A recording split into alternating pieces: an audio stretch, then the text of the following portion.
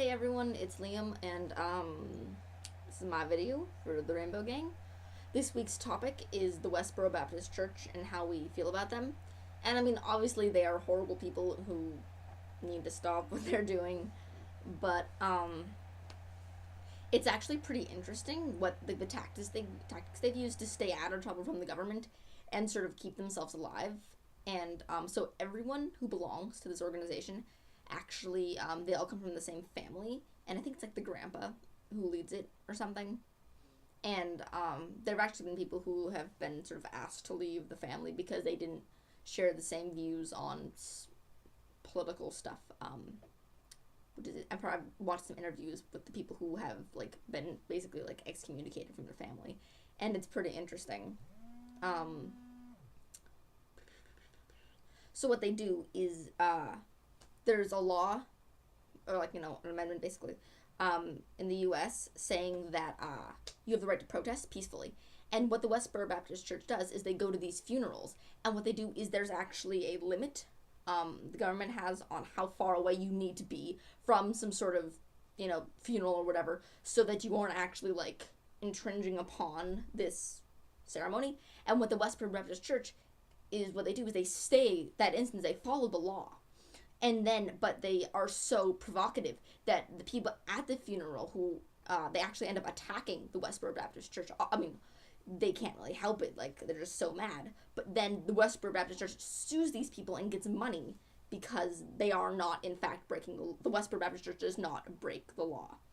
And I know some people have talked about the Supreme Court case that allowed the Westboro Baptist Church to keep doing what they're doing, and I agree that they're horrible, and they should stop doing what they're doing. However, they should be allowed to do what they do, because it's a fundamental right in the U.S. It is part of the Constitution, and we can't just change those rules just because we don't believe in a certain group's message. And I agree they are horrible people, and we should not support them. But instead of having the law step in, because honestly the law can't do anything in this situation, they are in fact following government orders. So what we need to do is instead, as a community, retaliate against them just through support of the people who are being attacked, and show the Westboro Baptist Church that they have no support and they are not doing anything with these protests, because it's the only way we can fight them. We can't expect the government to step in because honestly it's not their place. It's a community thing. So yeah, those are my views on those guys. They're kind of dickheads. Sorry. As for form spring questions this week, are there any LGBT friendly schools in your area or something? I mean, in Seattle, almost every school is at least tolerant to a certain degree, other than the Catholic schools, and those are private schools. Public schools, most of them have some sort of GSA alliance thing. My school actually doesn't, which is weird because we're like a super liberal artsy school, but I'm gonna get my gays together and we're gonna try to start one this coming year, which should be fun. Ooh, no, wrong way. Seed comes up. Cool. Hi. So yeah, hopefully we can get that together this year. I mean, you'll be pretty hard pressed to find a school that will actually lash out against gay kids, but there are, I mean, I've definitely heard of incidences that are just sort of ignored. Like my friend, she goes to Holy Names, which is a Catholic school here, and she wanted to start a GSA, and like she was doing it and she was talking to people and stuff, and then she was just sort of asked to not do it anymore because I guess the school didn't support her, which was kind of crappy actually. But our school, it's okay. I like my school. As for laws in Seattle, there are actually no official marriage for gay people, but we do have pretty extensive civil unions, and her governor, I mean, I agree with most things that she does. However, gay marriage is one of the things that she will not pass, which is super annoying because, I mean, at least in the Seattle area, almost everyone is for it. I mean, the issue comes when you get into eastern Washington, which is a little more rural, and people are just a little less like big city mentality.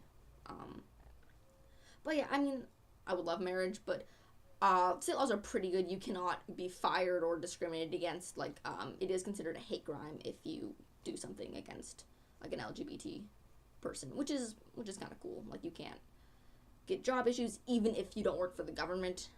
And it's pretty cool, actually. There's this rule for bathrooms. You are allowed to use a bathroom of the opposite sex if you identify as, like, I could, in theory, walk into a bathroom and be fully within my legal rights to be there if I identified as male, which I guess I kind of do.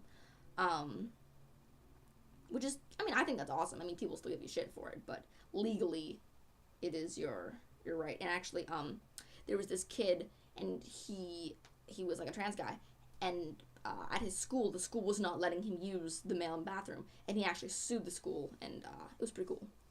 So yeah, that's my rant for this week. I'm gonna be, exciting news.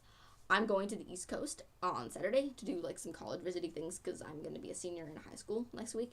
And for those of you who are on QA, if you know Codie, it's like Skadell or something, I can't remember his username, but he's really cool, and we're actually going to be doing some college stuff together.